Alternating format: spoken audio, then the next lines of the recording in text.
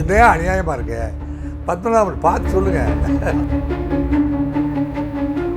சொந்தக்கார பொண்ணுகள்ல 100 பவுன் போடக்கூடிய அல்லது வாங்கக்கூடிய தகுதி இருந்துச்சுன்னா கண்டிப்பா வாங்கிடுவாங்க.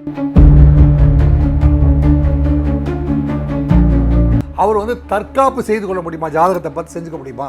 அதுக்கு தானங்க ஜாதகம் பார்க்கறது.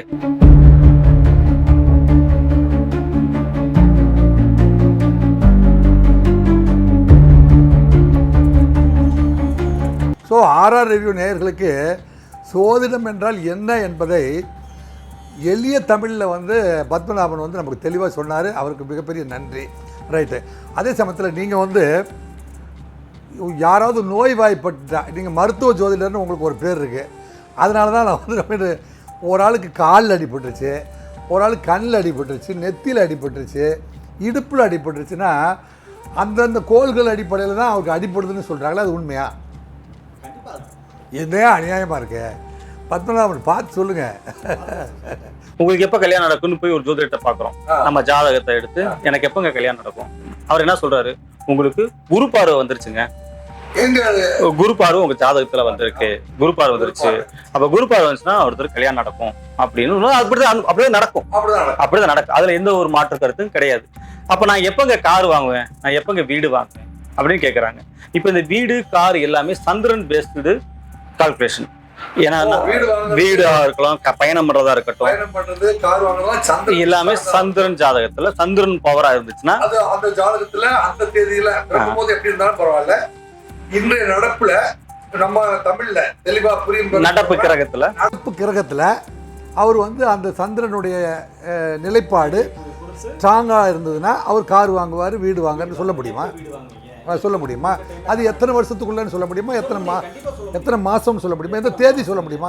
இந்த தேதியிலிருந்து இந்த காலகட்டம் வரைக்கும் உங்களுக்கு கல்யாணத்துக்கான அல்லது வீடு கட்டுறதுக்கான கார் வாங்குறதுக்கான அமைப்புகள் இருக்கு. இல்லை, நேற்றுக்கு ஒரு நண்பரை நம்ம பார்த்தோம். அவர் ஒரு தென் மாவட்டத்தை சேர்ந்த ஒரு சோதிடர். நான் போன மாதமே சொன்னேன், அடுத்த மாதத்தில் ஒரு ஏக்கராசி நடக்கும்னு நான் சொல்லிட்டேன்னு சொன்னார். அது உண்மையாக சொல்ல முடியுமா? சொல்லலாங்க. அதாவது இங்கே இருக்கக்கூடிய கிரக நிலைகளை வச்சு இங்க இந்த மாதிரி விபத்து நடக்க போகுது, ஒரு விபத்து நடக்க போகுது. அவர் நேற்று சொல்லும் போது எனக்கு ஆச்சரியமா சொல்லலாம். நான் வந்து இந்த தேதியில ஒரு விபத்து நடக்கும்னு நான் வந்து போன மாசமே சொல்லிட்டேன், இன்னைக்கு நடந்துருச்சு அப்படின்னு அவர் டிக்ளேர் சொல்றாரு. நம்ம 2023 வாக்குல விஜய் டிவி நீயா நானா நம்ம பேசிட்டு இருக்கும்பொழுது அப்ப நான் என்ன சொன்னேன் அப்படின்னா 2024 எப்படி இருக்கும்னு அவர் கேட்டாரு. நான் என்ன சொன்னேன்னா தங்கம் விலை வந்து 50,000 தாண்டும் சொன்னேன். அப்ப நான் பேசிட்டு இருக்கும்போது 42,000 தான் இருந்துச்சு. 50,000 தாண்டும். 50,000 தாண்டினாலே பெரிய, அதுவே வந்து ரொம்ப கம்மி தான். நான் சொல்றது 50,000 to 60,000 தாண்டும் நான் சொன்னேன்.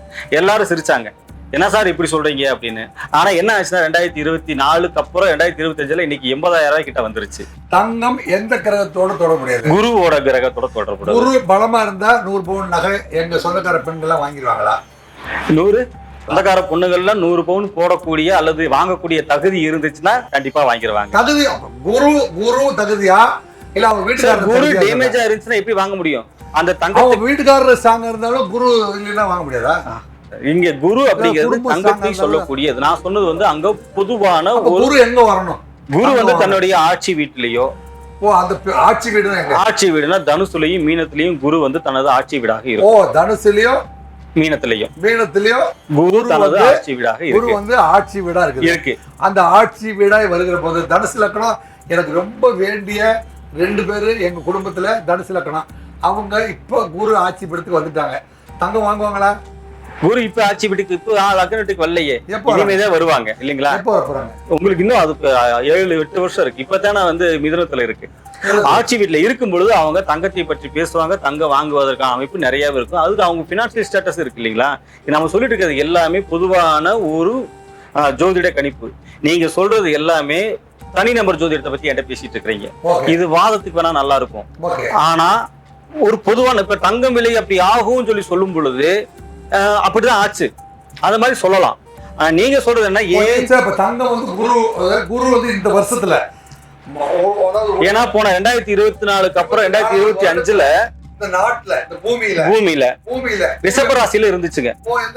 ரிஷபராசியில இருந்துச்சு. ரிஷபம்ங்கிறது முதலீடு. சொல்ல முடியாது. தனிநபருக்கு அவங்க ஜாதகத்தை வாங்கி சொல்லலாம்.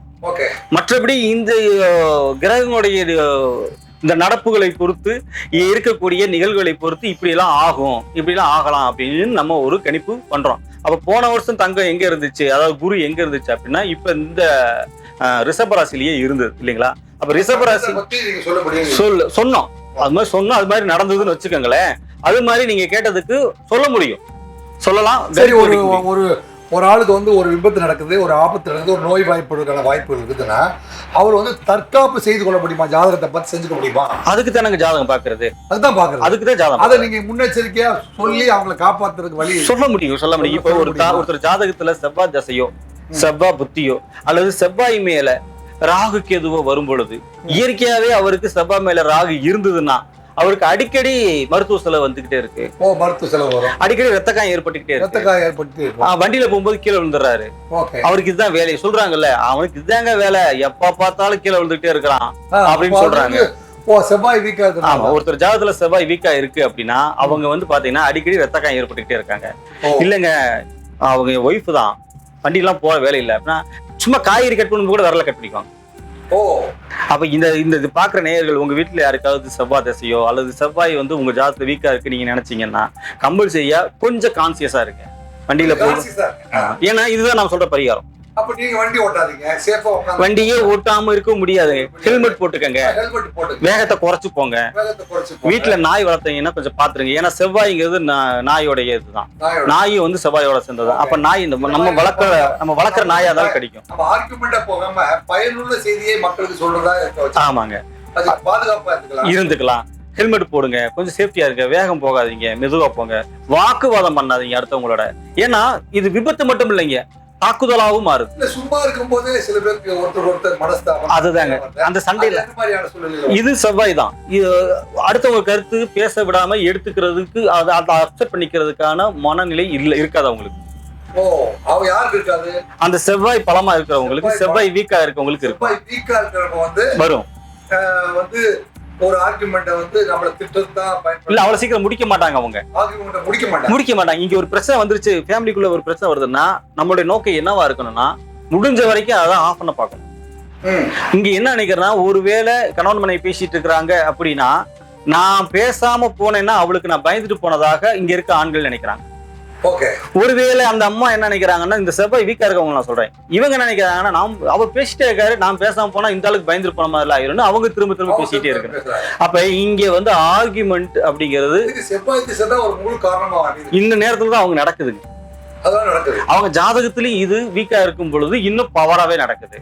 இல்ல, நான் வந்து ஜோதிடத்தை நம்பலாமா வேண்டாமா அப்படின்னா பல்வேறு முறை நான் ஆராய்ச்சி செஞ்ச போது நான் வந்து டிராபிக் இன்வெஸ்டிகேஷன்,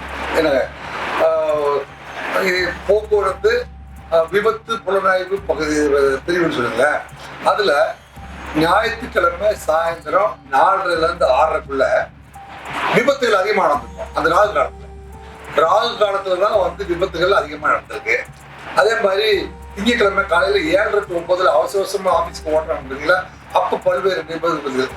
ஒவ்வொரு ராகு காலத்திலயும் நான் வந்து கால்குலேட் பண்ணி பார்த்ததில்ல, அந்த ராகு காலத்துல பயணம் ஏற்பட்ட போதெல்லாம் விபத்து நடந்தது. விபத்து ஏற்பட்டு பாத்துறீங்க இல்லையா? அது எப்படி நீங்க அவங்களோட டேட்டாஸ்ல, என்கிட்ட இந்த மாதிரி டேட்டாஸ்ல நிறைய இருக்கு, அந்த டேட்டாஸ் எல்லாம் எடுத்து நீங்க வச்சு பாத்தீங்கன்னா எப்படிதான் உங்ககிட்ட அந்த டேட்டாஸ் இருக்கும், அவங்களோட இதெல்லாம் இருக்கு. ஆனா அதுல இருக்கக்கூடிய டிரைவிங் லைசன்ஸ் இருக்கிற டேட்டா அது இல்ல, அவங்களோட உண்மையான டேட்டா பர்த், ஜாதகத்துல இருக்கிற டேட்டா பர்த் எடுத்து பாத்தீங்கன்னா இருக்கக்கூடிய இப்ப நீங்க பெரிய பெரிய நகரங்கள்ல நீங்க சொல்ற ராகு அந்த செவ்வாய் காலத்துல செவ்வாய் அந்த வேலையில அல்லது ராகு காலத்துல செவ்வாய் வீக்கானவன் இருக்கவங்க டிராவல் பண்ண ஆல்ரெடி அந்த ஜாதகத்துல அவருடைய பிறப்பு ஜாதகத்துல செவ்வாயும் ராகுவும் காம்பினேஷன்ல இருந்து இந்த ராகு காலத்துல வரும்போது அவன் அடிபடுவான்.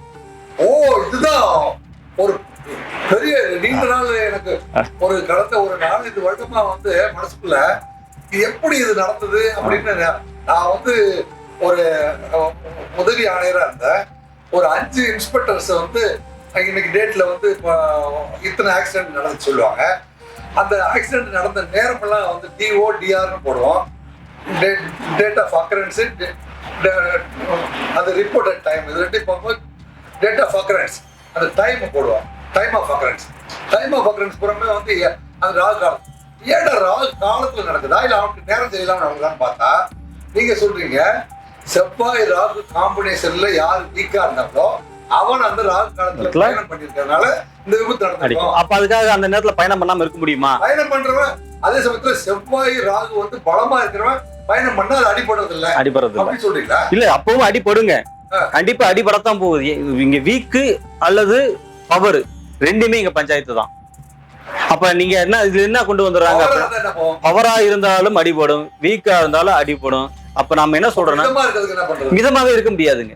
இங்க எதுவுமே மிதமா இல்ல, நம்ம தான் மிதமா இருந்துக்கிறோம். இப்ப என்கிட்ட ஒரு ஜாதகம் வந்து கேக்குறாங்க, இப்ப உனக்கு ராகு வந்து ரொம்ப பவரா இருக்கு, செவ்வாயும் வீக்கா இருக்கு, இந்த ரெண்டு பவர் ஆனாலும் பிரச்சனை தான். இப்ப கண்ணுல அதிக பவர் ஆனா என்ன பண்ண முடியும்? அதுக்கு அதை மறைக்க அதை குறைக்கிறதுக்கு கண்ணாடி போடுறாங்க. பவர் இல்லைன்னா பவர் அதிகப்படுறதுக்கு கண்ணாடி போடுறாங்கல்ல. கண்ணாடி கண்ணுல பவரா இருக்குல்ல, அப்படியே விட்டுற வேண்டியதானே, கண்ணு கூசும் உங்களுக்கு இல்லைங்களா? அப்ப இந்த கண்ணுக்குன்னு ஒரு அளவு இருக்கு. நம்ம பேசிருக்கும் போது இந்த டெசிபிள் சொல்றாங்க, இந்த ஒளியின் அளவு அதிகப்படியா இருந்தா என்ன ஆகும்? கேட்கறவனுக்கு இறைச்சலா இருக்கும். ரொம்ப கம்மியா இருந்தா கேட்கவே கேட்காது. அப்ப அது மிதமா இருக்கணும். அப்ப குரலுடைய தன்மை ஒண்ணுதான், ஆனா அது எந்த அளவுக்கு உபயோகப்படுத்தணுங்கிறது நம்ம தான் முடிவு பண்ணணும். ஆம்பிளிஃபையருக்கு வேலை என்னன்னா சவுண்ட் கொடுக்கறது மட்டும்தான். ஆனா நமக்கு எவ்வளவு தேவை அப்படிங்கிறது அதிகப்படுத்துறதா கம்மிப்படுத்துறாங்கிறது நம்ம தான் முடிவு பண்ணணும். மனோகாரகன் நம்மளுடைய சிந்தனை, மனம். இப்ப நம்ம பேசிட்டு இருக்கும் பொழுது என்னோட சிந்தனை எங்கெங்கயோ போகுது, என்னவா இருக்கும், அடுத்து அங்க வேற அந்த வேலை கொடுத்தது என்ன செய்யும், இது மாதிரி யோசிக்கிறோம் இல்லைங்களா? இதுதான் மனம். அப்ப இந்த மனம் எப்படி அலைபாய்ச்சிட்டு இருக்கோ இதை கொண்டு போய் சந்திரனுக்கு வைக்கிறாங்க. ஏன் சந்திரனுக்கு வச்சாங்க? 5 நாள் வளருது, 5 நாள் தேயுது, ஒரு நிலையா இல்லை. அதனாலதான் சந்திரனுக்கு அங்க வச்சாங்க. எனக்கு இதுல வரும்னா 15 நாள் சந்திரன் தேயுது வளருது, ரைட்டு. அப்புறம் அமாவாசை வருது. அதே சமயத்துல கடல்ல இருக்கிற நண்டுகள் 15 நாள் உடம்புல சதை இல்லாம சதை குறைஞ்சிட்டே வந்து சதை இல்லாத போயிருது அமாவாசைக்கு. அப்புறம் வளர்பிறையில சதை வந்து சேருது. இது எப்படி வந்து அந்த அதாவது மஞ்சளிலே ஒரு நூல் எடுத்து இந்த மண்ணுக்கும் பெண்ணுக்கும் சம்பந்தம் என்று சொன்னது யாரு? அது மன்னவன் பேரு சொல்லுவாங்க. ஒரு பாட்டு, அந்த பாடல் விஜயகாந்துக்காக வச்சிருந்தாங்க. அதை பார்த்து நான் வியந்திருக்கிறேன். நான் நண்டு வந்து கரெக்டா வந்து கடல்ல வாழ்கிற நண்டுக்கும் சந்திரனுக்கும் என்ன அவ்வளவு பெரிய சம்பந்தம் இருக்கு? இது வந்து 15 நாளைக்கு தேயுது, 15 நாளைக்கு உடம்புல சதைய வளருது.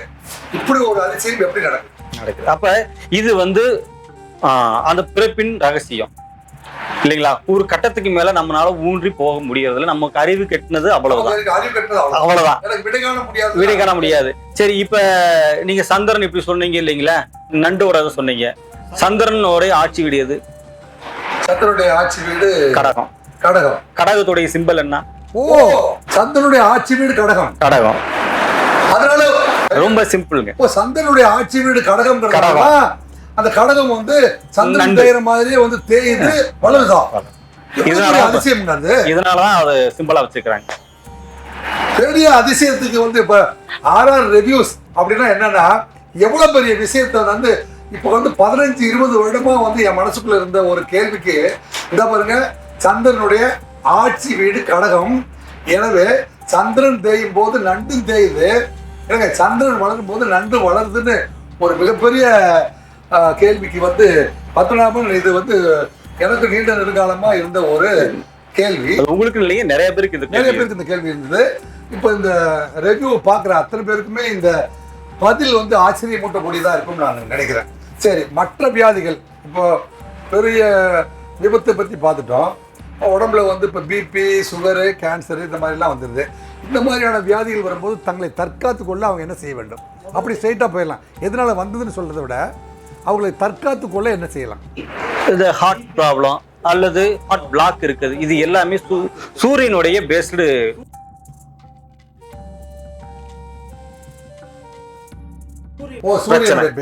ஏன்னா இது தலையாய கிரகமா இருக்கிறனால முக்கியமான விஷயங்களா இருக்கக்கூடிய மூளையும், இது தலையாய கிரகமா இருக்கிறனால முக்கியமான விஷயங்களா இருக்கக்கூடிய மூளையும் இருதயம் தான் இதுக்கு ரொம்ப முக்கியம். அப்ப யார் ஜாதகத்துல சூரியன் ரொம்ப பலமா இருக்கும் அல்லது வீக்கா இருக்கும், நான் தான் திரும்ப சொல்றேன், ஹையா இருந்தாலும் சரி லோவா இருந்தாலும் சரி நமக்கு பிரச்சனை கொடுக்குது.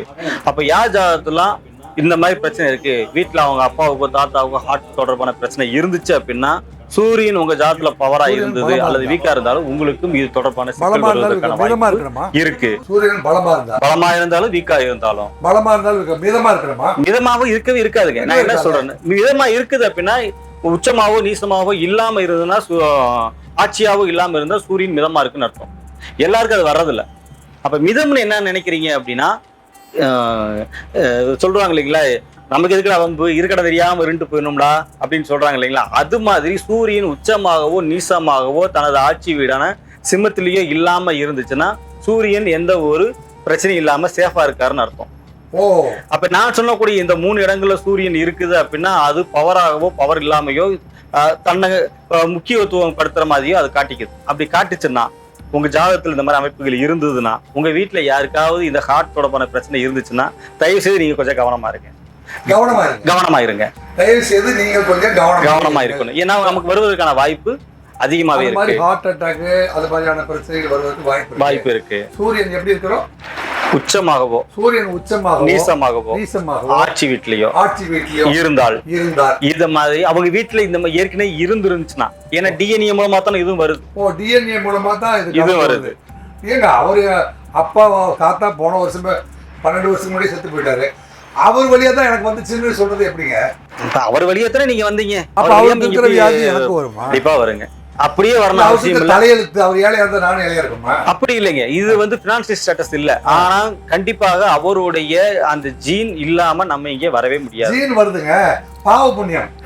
சார் பாவம் புண்ணியம் நமக்கு தெரியலங்க. ஏன்னு கேளுங்க, பாவம்னா என்ன புண்ணியம் நம்ம போது அதை சொல்லுங்க. பாவம்னா வந்து செய்யக்கூடாததை செய்தல். சரி, அது யார் செய்யறா? செய்யக்கூடாது வந்து தப்பா அது யார் செய்யறா? இயற்கை விதிகளை மீறி செய்யறது பாவம். புண்ணியம்னா புண்ணியம்னா வந்து இல்லாதவங்களுக்கு உதவி செய்யறது. அப்ப இந்த பாவம் புண்ணியம் யார் செய்யறா? மனுஷன் பண்றான். மனுஷன் ஏன் செய்யறான்? இல்ல மனுஷனுக்கு பாவம் பண்ணணும்னு அவனுக்கு விதி இருக்கும்போது அவன் பாவம் தான் பண்ணுவான். விதிப்படிதான் அவனே அதே செய்யறான். நிறைய பேர் வந்து ஒரு கதை சொல்லிருக்காங்க, ஒத்துக்க முடியாது. ஆமா, இப்ப நம்ம விளையாட்டா ஒரு கதை சொல்லுவாங்க, ஜாலியா. ஒரு தண்டவாளத்துல ட்ரெயின் வந்துகிட்டு இருக்குங்க, சரிங்களா? அதுல ஒரு பையன் வந்து விளையாடிட்டு இருக்கிறான். ஆக்சுவலா வந்து அந்த பையன் மேல தப்பு கிடையாது, அது ஒரு குழந்தை. அது தவறு விட்டுட்டு போயிட்டாங்க. அதுல வந்துகிட்டு இருக்கு. இந்த பக்கம் வந்து பாத்தீங்கன்னா அந்த குழந்தைக்கு இந்த ட்ரெயினுக்கு சம்மந்தமே இல்லை, அது வேற ட்ராக்ல விளையாடிட்டு இருக்கு. இந்த பக்கம் வந்து நிறைய பேர் வந்து ட்ரெயின் வரும் தெரிஞ்சு திமிருக்கே உட்காந்துருக்கிறான். ஆனா அங்க 100 பேர் நிக்கிறான். இது வந்து அரசுக்கு எதிராகவோ அல்லது ஏதோ ஒண்ணு அவன் வந்து வேணும்னே அந்த ரயிலை கவிழ்க்க கூட சதியா கூட இருக்கலாம். ஏதோ ஒண்ணு திமிருக்குன்னு அங்க நிக்கிறான். 100 பேர் நிக்கிறான். அந்த ட்ரெயின் ஓட்டி அந்த பைலட் வந்து என்ன பண்றாரு, இத்தனை பேர் இருக்கான்னு சொல்லி என்ன பண்றாரு, கிட்ட வர என்ன பண்ணிடுறாரு, இது மேல பிரேக் அடிச்சாலும் வண்டி நிக்காது அப்படின்றதுக்காக ட்ராக்கை மாத்தி இந்த இது போகும்போது அப்பாவையா விளையாடிட்டு இருந்த அல்லது தவற விட்டு போன எதுவுமே அறியாத அந்த குழந்தைய பாத்துறாரு. பார்க்கும் பொழுது 100 பேருக்கு இந்த ஒண்ணு போனா போயிட்டு போன்னு ஏத்திடுறாரு. சரிங்களா? இப்ப வேணும்னே திமிருக்கு தப்பு பண்ற இவங்க முக்கியமா, ஏதும் அறியாத அந்த குழந்தை செத்து போறது நியாயமா? அது மாதிரிதாங்க பாவம் புண்ணியம். அந்த அவரு வந்து எண்ணிக்கை கணக்குன்னு பார்க்கும் பொழுது இந்த டிரைவர் செஞ்சது சரி, ஆனா அது ஒரு உயிர் தானே. அது கிட்டத்தட்ட ஒரு உயிர்னாலும் அது உயிர் தானே. ஆனா அவர் எடுத்த முடிவு வந்து இதை செய்யலாமா, இதை செய்யலாம். ஒருவேளை இவரு அந்த குழந்தை மேல ஏத்தாம சடன் பிரேக் அடிச்சா, ஒருவேளை ட்ரெயினுக்கு வந்ததுன்னா இங்க 1000 பேர் நம்ம பேசஞ்சர் இருக்காங்களே, இவங்களுக்கும் டேமேஜ் தானே. இப்ப இந்த 1000 பேரா அந்த 100 பேரா இந்த ஒரு ஆளா? இங்க அப்படிதான் இங்க கேள்வி. இந்த ட்ரையாங்கிள் அவர் யோசிக்கிறாரு. ஆனா இந்த 3 டிபார்ட்மெண்ட்ல இருக்கிறது என்ன, உயிருங்கிற ஒரு கான்செப்ட் தானே. இப்ப இவர் செஞ்சது பாவமா புண்ணியமா? இல்ல, குழந்தை மேல ஏத்துறது ஒரு புண்ணியம்னு என்னால சொல்லவே முடியாது, யாருமே சொல்ல முடியாது. ஏன்னா அது எது மரியாதை பிள்ளை தானே. அப்ப எது மரியாதை குழந்தைய பச்சை மண்ணை கொண்டதுக்கு அந்த 100 பேரை திமிருக்கு தான் நிக்கிறானுங்க. ட்ரெயின் ஓட்டருடைய நிலைப்பாட்டில் இருந்த போது 100 பேர் கொண்டதை விட ஒரு உயிர் இல்லைங்களா? சரி, அப்போ 1000 குற்றவாளிகள் தப்பிக்கலாம், ஆனா ஒரு நிரபராதி கூட தண்டிக்க கூடாது. அதுதானே உங்களுடைய கான்செப்ட்.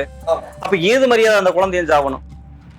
வீம்புக்குன்னு நிக்கிறவன 1000 குற்றவாளி கூட தப்பிக்கலாம், ஆனா ஒரு நிரபராதி தண்டிக்கப்படும். டிரைவர் செல்வது நீதியா தர்மமா அப்படிங்கறத அவன் திசையில வேறையா இருக்குது, இது திசையில வேறையா இருக்குது, இந்த திசையில வேறையா இருக்குது. இந்த குழந்தை அன்றைக்கு சாவணும்னு விதி இருக்கு இந்த டிரைவர் கையால. யோசிச்சோம் அப்படின்னா இப்படித்தான் நிறைய கேள்விகளுக்கு நமக்கு விட தெரியாம அப்படி இது பாவமா புண்ணியமா எதுவும் தெரியாம என் குருநாதர் பார்த்திபன் சார் ஒரு கதை சொல்லிட்டே இருப்பாருங்க. ஒருத்தன் பைக்ல வந்துகிட்டு இருந்தார், நல்ல மழை அடிச்சு ஊத்துது. இந்த மழைக்காக வேற என்ன பண்றாரு, ஒரு ஓரமா ஒரு நிழற்குடை ஓரமா நிக்கிறாரு. கீழே டிச்சு போயிட்டு இருக்கு வாய்க்கால் சாக்கடை தண்ணி. அதுல பாக்குறாரு ஒரு கோழி குஞ்சு மாட்டிக்கிச்சு. அங்க சாக்கடைக்குள்ள எப்படி இருக்கும், முள்ளு கல்லு பீங்கான் கண்ணாடி எல்லாம் இருக்கு, அதுக்குள்ள மாட்டிக்கிச்சு. ஃபுல்லா மழை பெஞ்சிருக்கு, அது தொப்பலாம் நனைஞ்சிருச்சு. அதனால மேலேயும் வர முடியல, ஏன்னா தண்ணி அடிச்சுட்டு இருக்குது. இதுக்கு அங்கிட்டும் போக முடியல, அது முள்ளுக்குள்ள சிக்கி இருக்கு. இப்ப அந்த கோழி குஞ்சு நிலைமையை உங்களால கற்பனை பண்ண முடியுதுங்களா? அப்ப அது உயிருக்கு போராடிட்டு இருக்கு. அவர் என்ன பண்றாரு, நல்ல பேண்ட்ஸ் நல்லா டிப்டாப்பா ட்ரெஸ் பண்ணிக்கிறாரு. பேண்ட்டை மேல ஏத்திட்டு கையெல்லாம் மடிச்சு விட்டுட்டு இறங்கி சாக்கடைக்குள்ள இறங்கி அந்த கோழி குஞ்சம் அழகா தூக்கி ஒரு சேஃபான இடத்துல வச்சுறாரு. இப்ப அவர் பண்ணது பாவமா புண்ணியமா? ஆனா வீட்டுல அவங்க வீட்டுக்காரமா சிக்கன் பிரியாணி ரொம்ப வாங்கிட்டு வாங்க சொல்லி சிக்கன் பிரியாணி வண்டியில இருக்குது. ஒரு கோழி கொஞ்சம் காப்பாத்துறாரு, இன்னொரு கோழியை காலி பண்ணி வைக்கிறாரு, மறுத்து வச்சிருக்காரு இல்லைங்களா? அப்ப இது நீங்க என்ன எடுப்பீங்க? இது மாதிரி இருக்குங்க. இது மாதிரிதான் நம்ம எல்லாருமே ஜீவகாருண்யம் பண்ணிட்டு இருக்கிறோம். ஒரு கேள்வி பத்மநாபன், நேற்றுக்கு நான் ஆந்திர மாநிலத்திற்கு போயிருந்தேன். அங்கே பாபுன்னு என்னுடைய உறவினர் தான், காளகாஸ்திரியை சேர்ந்தவர். அவர் ஒரு கேள்வி கேட்குறாரு. என்ன கேட்குறாருன்னா, எதுக்கு 108 தடவை அப்படிங்கிறது? 48 பார்த்துட்டு இப்போ நீங்கள் 7 தினங்களே நம்ம பார்த்துட்டோம், 12 கட்டங்களுக்கு நீங்கள் சொல்லிட்டீங்க, அப்புறம் 48 பார்த்துட்டோம். 108 அப்படின்னு ஒன்று வந்திருக்கு. ஒவ்வொரு அபிஷேகமும் பண்ணும் பொழுதும் அல்லது முனிவர்கள் அந்த கமண்டலத்தில் இது வச்சுட்டு ஜெபமாலையை வைத்துக்கொண்டு அதை ஒவ்வொன்றாக கணக்கிற பொழுது 108 முறை அதை அமைதியான முறையில் உட்காந்து 108 சொல்கிறாங்க. சாமிக்கு அர்ச்சனை செய்யும்போது கூட 108 சொல்கிறாங்க. 108 திவ்ய பிரபந்தம், 108 சிவாலயங்கள், 1008 சிவாலயங்கள். இந்த 108ல் என்ன அப்படி ஒரு மர்மம் இருக்குது? அதுலேயும் மர்மமெல்லாம் ஒன்றும் இல்லைங்க. நமக்கு ஒரு விஷயம் தெரியல, அது மர்மம் நினச்சிக்கிறது இல்லை. விடை தெரியலன்னா அது ஏதோ மர்மம். இதெல்லாம் ஜனங்களுக்கு ஒரு கேள்வியா இருக்கும். நம்மளுடைய இந்த கான்வர்சேஷன் தொடங்கும் போதே சொன்னேன், இங்க இருக்கக்கூடிய கிரகங்களும் இங்க இருக்கக்கூடிய ராசி கட்டம் மட்டும்தான் இங்க இருக்கக்கூடிய நம்ம இயக்குதுன்னு சொல்லியிருக்கிறேன். அந்த வகையில 9 கிரகங்கள் சொன்னோம், 12 ராசி கட்டம் சொன்னோம். 12 × 9 108. அதனாலதான் அவங்க 108 சொல்லிக்கிட்டே இருக்கிறாங்க. அந்த 9 எங்க இருந்துச்சு? அதான் 9 கிரகங்கள், 12 கட்டம். அப்போ ஒவ்வொரு ராசி நிகழ்வு அந்த சுத்திக்கிட்டே வருது இல்லைங்களா? இத வச்சுதான் அப்ப எல்லா ராசிக்கும் கவர் பண்ற மாதிரி 12 ராசிகள் 9 கிரகங்கள், 12 × 9 108. அதனால நம்ம 108 ரொம்ப ரொம்ப விசேஷமா நம்ம ஆளுங்க எடுத்துட்டு இருக்காங்க. அப்ப அந்த 108 முறை அர்ச்சனை பண்ணும்போது இந்த 12 ஒரு 9 கோள்கள் கிரகங்கள் 12 ராசிகளும் சரி, இந்த 12 ராசியில அமைஞ்சவங்களுக்கு எல்லாருக்குமே சுபிக்ஷம் ஒரு எல்லாத்தையும் கவர் பண்ணி கொடுக்கறாங்க. கவர் பண்ணி ஒரு சுபிக்ஷம் ஏற்படணும் அப்படிங்கிறதுக்கு தான் நீங்க 108 அப்படிங்கறத முறை அப்படிங்கறத அவங்க அந்த ஜெபமாலையில பெரியவங்க வச்சிருக்காங்க. நேற்றுக்கு நீங்க இன்னொரு சொல்லாடல் இருக்கு, இந்த மூச்சு இழுத்து விடுறாங்களே ஒரு மனிதன், மூச்சு இழுத்து ஒரு நாளைக்கு 1 மணி நேரம் எவ்வளவு நேரம் மூச்சு விடுறாங்க, அதாவது சராசரி மூச்சு இழுப்பு அப்படிங்கறது கால்குலேட் பண்ணி வந்து சொல்றாங்க. அந்த கணக்கு என்ன சொல்றாங்க? அதாவதுங்க வள்ளலார் சொல்லியிருக்கிறாரு, இது ஒரு நாளைக்கு 19,000 25,000 முறை ஒரு நாளைக்கு நம்ம சுவாசம் பண்றதாக. 24,000 25,000 ஆவரேஜா 24,000 25,000 19,000 25,000 வரைக்கும் நம்மளுடைய அறிவியல் பூர்வமா சொல்றாங்க.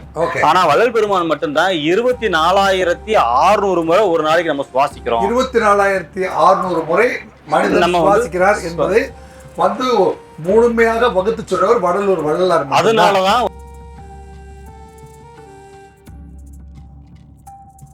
வடலூருக்கு அந்த கோவிலை சுத்தி 24,600 அந்த இரும்பு சங்கிலிகள் ஒன்னோட ஒண்ணு கிடைக்கப்பட்டிருக்கு. அதாவது வடலூர் வள்ளலாருடைய கோயிலை சுற்றி ஒரு இரும்பு சங்கிலி இருக்குது.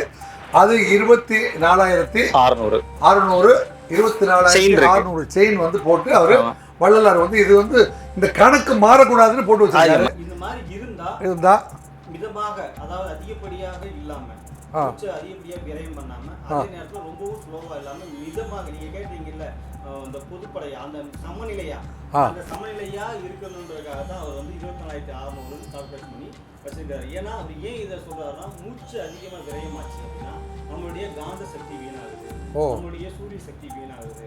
இது வீணாச்சு அப்படின்னா நம்மளுடைய உடம்புல ஆட்டோமேட்டிக் நோய் எதிர்ப்பு குறையும். மூச்சு வந்து உள் நுழைவதும் வெளியில் அனுப்பும் போதும் வந்து அது மாறுபாடு உள்ளதாக இருந்தால் உடம்புல இருக்கிற காந்த சக்தி மாறுபட்டு அதனால் வந்து வியாதிகளை உருவாக்குகிறது அப்படின்னு சொல்கிறாரு.